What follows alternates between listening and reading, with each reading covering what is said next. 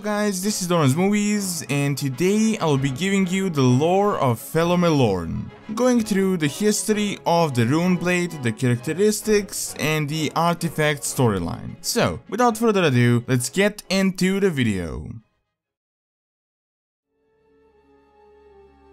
Felo'Melorn, also known as Flamestrike in the common language, is one of the oldest legendary blades from the world of Azeroth. It is uncertain when it was created, but it is presumed to be around 11 to 12,000 years old. It was once wielded by Dath'Remar Sunstrider, the father of the High Elves, and the history of the blade is in a way the physical embodiment of what all of the High Elves have gone through.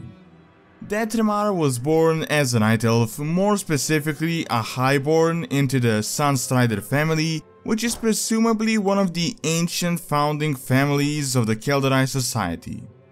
Just like many of the Highborn, he was fascinated by the Well of Eternity and arcane magic, and initially he had participated in the alliance with the Burning Legion and the Highborn plan of making the world perfect in the eyes of Azshara. However, unlike many others, he realized that it was a foolish decision to serve the Burning Legion and that they have been deceived from the start, and thus he had joined the resistance forces to fight the Burning Legion. In the aftermath of the war, he was put into a really tough spot. The relations between the Highborn and the Night Elves have been strained due to the realization that it was the arcane magic that led to the Burning Legion invasion of the world. So, the Night Elves decided to ban the use of magic, which the Highborn did not accept in the slightest, as they saw the Night Elves unfit to decide if the use of magic is reckless or not, as really, at this point in history, only the Highborn had a really close contact with the arcane. So, they didn't stop practicing their sorcery, even though it was technically forbidden, and this lasted for quite some time, all until they unleashed a magical storm over Ashenvale. Instead of executing them, the Highborn were exiled, which they kinda looked forward to due to the constant disagreements they had with the other Night Elves. Soon enough, under the leadership of Dath'Remar, they sailed to the Eastern Kingdoms, where they would eventually turn into a new race known as the High Elves. So, how is this all related to Felo'Melorn? Well, Dath'Remar wielded a sword throughout the entire journey, and eventually, as the High Elves had settled in the Eastern Kingdoms, it was passed down to his great-grandson, Lyandra Sunstrider.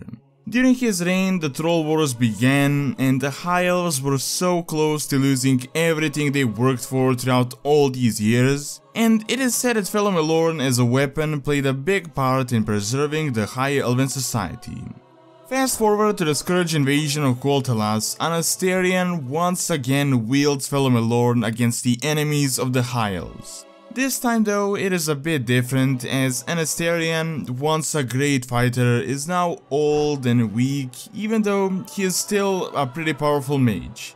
Eventually, he gets into a duel with Arthas, in which he cuts off the legs of his horse Invincible, which drives Arthas into a rage. Frostmourne and Felo'Melorn clash in a powerful collision, but Frostmourne comes out on top, shattering Felo'Melorn. Lyandra manages to wound Arthas with the broken blade, but is ultimately defeated and killed. The blade is then returned to Silvermoon, where Prince Kael'Thas, last of the Sunstrider line, reforges it with magic, hatred, and the burning need for revenge. With the blade recreated, Kael'Thas engages in a duel with Arthas in the final battle against the Scourge. He boasts how the blade, unlike other human blades, grows stronger when repaired, which proved to be right, as Felo'Melorn was this time an even match for Frostmourne. The battle lasted for quite some time, but in the end Kael'Thas was forced to retreat, as Arthas was far too powerful due to him being in the close proximity of the Lich King. At this point, the sword had been lost and abandoned, but later on, Lyandra Sunstrider, a distant relative, decided to find Felo'Melorn. After some time, she managed to hunt it down, but unfortunately she was killed and then raised by the Lich King.